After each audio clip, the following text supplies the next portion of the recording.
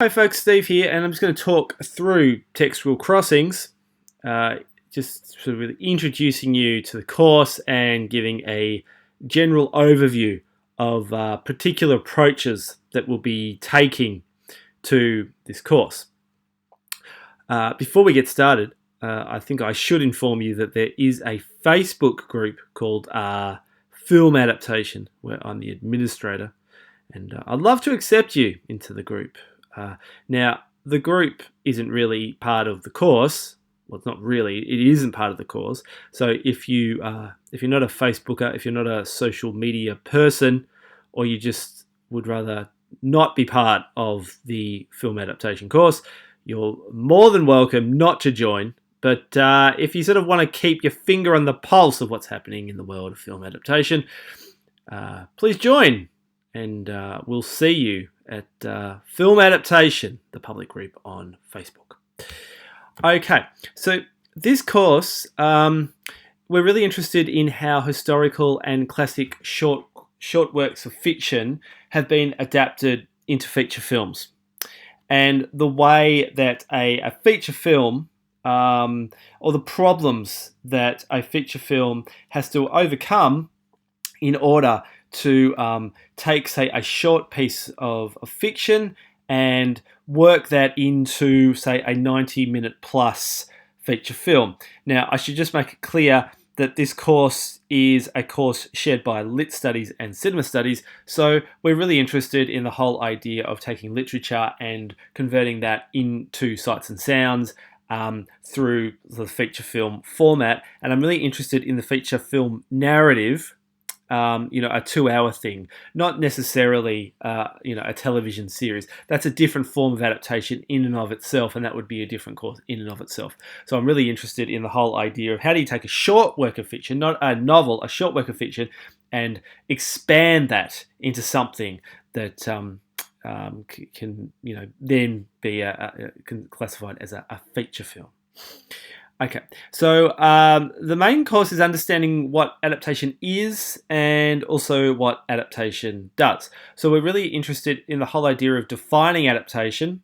What does it mean to define something? How does something get defined as an adaptation? And really think about that when you think of adaptation. When I sort of ask you to name an adaptation, what sort of films, what sort of thoughts and ideas are coming to mind? There are particular things that you would classify as adaptation, and I really want to know why we put these labels on things as adaptation and not labels on other things.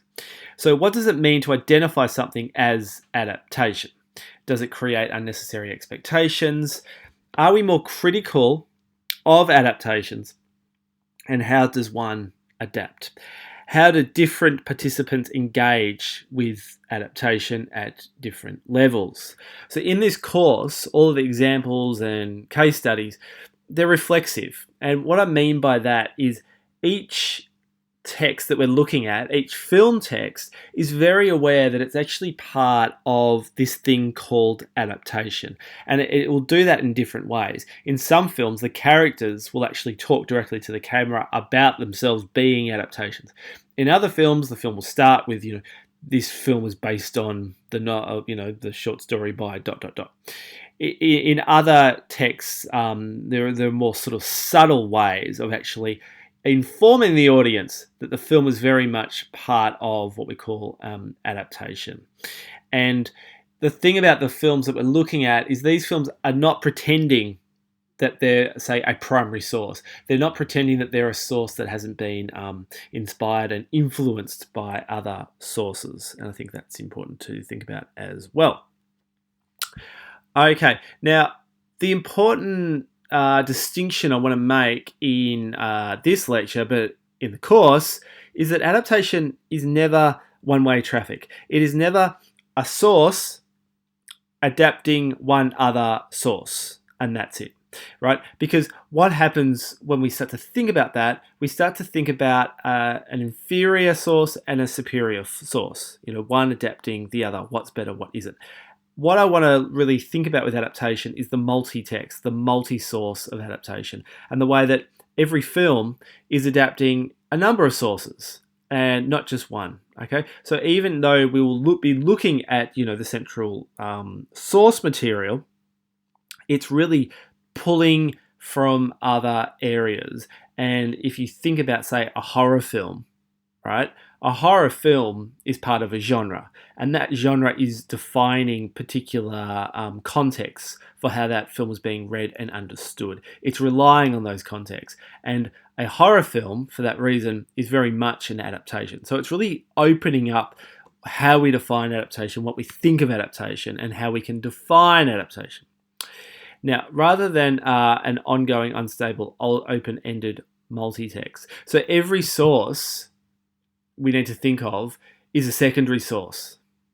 Now, there was a book by Hillel Schwartz. Schwartz is a historian, and Schwartz wrote a book called The Culture of the Copy. Now, I don't expect you to go and read this book. It's a long book. It's 500 plus pages, but it's a very good book. And the whole point of the book is tracing culture back through history and saying that there has never been such a thing as a primary source, that every source is based on secondary material. Every source is actually working from a previously existing source, and that's a good way to start to think about adaptation. So what I want to do is I don't want this course you to end with this nice, neat definition of adaptation. I want to really challenge the whole idea of adaptation by thinking of everything as a source of adaptation. The question really becomes, how do we actually place that source within particular context, and what context do we choose to place that source within? So what is it that is actually being adapted? So we're thinking here of the process of the creator and the process of the receiver. You are very important in something being defined as adaptation, because you're defining it as adaptation. Now, it's important that adaptations we understand to exist laterally, not vertically. And what I mean by that is an adaptation is pulling from all around. It's not just taking one source text and that's the only thing that's being adapted here. So adaptation, it's plural, it's not singular. And the film is coming from many, many different sources. So even if a film isn't based on, say, secondary literature, right, it still should be and can be understood as an adaptation. And not every work we're looking at in this course is actually based on a primary source, and I think that's really important to understand as well. Now, we also don't want to consider adaptations as photocopies of the original, because what is a photocopy? A photocopy is an inferior form of the original, right? And that's not an adaptation. So the thing about adaptations is there's no superior work. There's only new seconds, right? And what I mean by second, like a second work, is I don't mean secondary or inferior. I mean like a second original. And I think that's a good way of starting to think about what's actually going on with adaptation. To be the first is not to be original or authoritative. And that's important as well. That the first doesn't make it the best, because the first is never the first. The first is always pulling from other things. Now, what we're doing here is refusing to accept the original as superior idea allows us to explore the three central ways we engage with stories. And this course is beyond just adaptation. It's really about storytelling and re-storytelling, and the way we continue to go back to stories and retell them, and why do we continue to do that as a culture, as a society. Now, an adaptation's telling, showing, interacting is not inferior.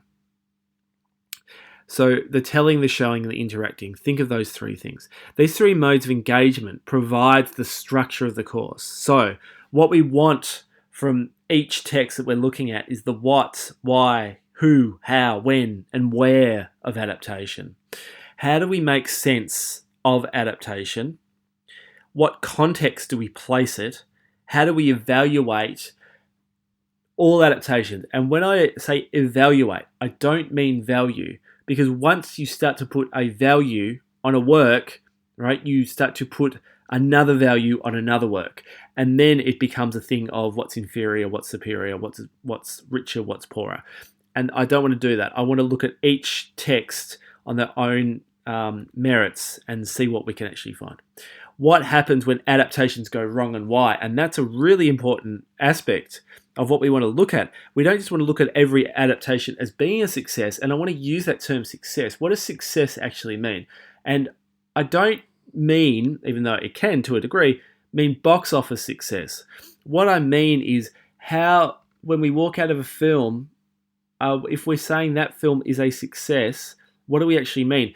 And there is a big difference between a successful film and a successful adaptation. Some films, you could say, are failures as films, but very successful in adaptations, and vice versa. So I'm really interested in the whole idea of success and evaluating success in regard to adaptation.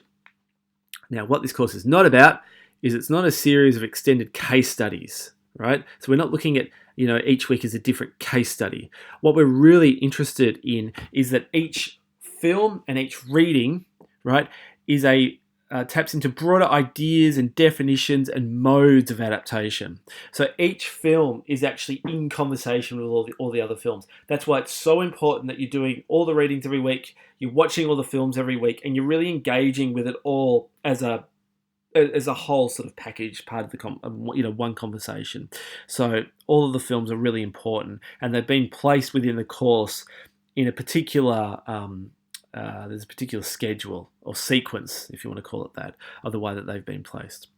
Now, what I'm really interested in the whole idea of how do you take like words on a page and turn those words on a page into sights and sounds, moving pictures, and what do you actually have to do, and what changes are required, right? I mean, it seems a little bit superfluous in a way to be to sort of find adaptation to be inferior or superior of the original source, when often that original source is actually a different media.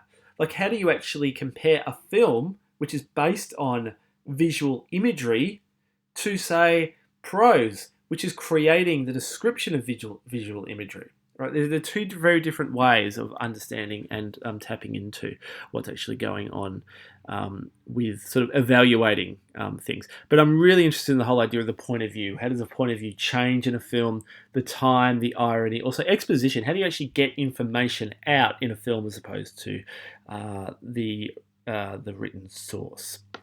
And an ongoing question of the course is the difference between a story being told as opposed to a story being shown. And that, again, is really, really important to what we're wanting to look at across this course. Now, adaptation in this course is understood as a process of creation as much as reception, right? We're involved with adaptation as consumers. Who owns adaptation? Who produces adaptation? And what sort of ideas come about this when we think of, say, the YouTube and the mashup? If I take a film and I recut it and I put a different soundtrack on it, is that an adaptation? I would say it is. But who owns that? Who actually has copyright? Because a lot of what adaptation comes down to is who owns the copyright and how is the copyright protected to stop others from adapting. Henry Jenkins. Now, Jenkins, he's all over transmedia culture. And he's become, there was a particular point where he became quite interested in the whole idea of adaptation. And he was talking about transmedia storytelling, but he was actually talking about it in regard to adaptation. And this is what Jenkins had to say. Transmedia storytelling is a process where integral elements of a fiction get dispersed systematically across multi-delivery channels for the purpose of creating a unified and coordinated entertainment experience. Ideally, each medium makes its own unique contribution to the unfolding of the story. Now, what's interesting here is the term medium, and what he means by medium is really media and the different medias that we all have in culture, right? So different mediums have different things to contribute. So prose has something to contribute, moving pictures have something to contribute, songs have something to contribute, right? And each have to be understood on its own merits. Each medium adds something new to that source text, to that new text. And also each medium gives us a different way of thinking about the original source text. Does an adaptation enhance that source, or does it actually dilute that source? Does it give you a different way of thinking about it? A lot of people, when they saw Baz Luhrmann's Romeo plus Juliet, looked at Romeo and Juliet, Shakespeare's Romeo and Juliet, very, very differently to how they did originally. And the whole point that Jenkins is making, and the whole point that I'm trying to make in this course and in this lecture, is that there is no definitive adaptation. There is no definitive source work. Every work is asking to be adapted. It's just how that's adapted. That's the important thing. And just to conclude, an adaptation is a derivation that is not derivative, right? If you derive something from a source, it's not derivative. Derivative is more used as a form of mockery or parody, where something only exists through imitation and impersonation. If something is derived from it, it is used as inspiration, as a starting point to go somewhere completely different. And a work that is second without being secondary. And that's the important thing that I'm trying to get across here. In short, and in conclusion, adaptation can be described as the following: an acknowledged transposition of a recognized other work or works. And that's important, that it's never just one source, and we'll be working through that across the course. A creative and an interpretive act of appropriation and salvaging. So it's salvaging, it's taking, it's giving new life to things. And finally, an extended intertextual engagement with the adapted work. Right? An intertextual engagement. So again, it's looking at different sources, and it's looking actually at an engagement with that work. How does the adapter engage with the work that they're adapting? And that's really important as well. Okay, I'm going to leave it there. I think there's a few things that we can unpack over the next little while, and the main point is, this course is about the multi-text adaptation, and starting with the source, because the source work is really important, but then looking at all the other ways that a film is actually pulling and rethinking, that original source work through the medium that it's actually working in. All right, I'll leave it there. See you soon. Bye for now.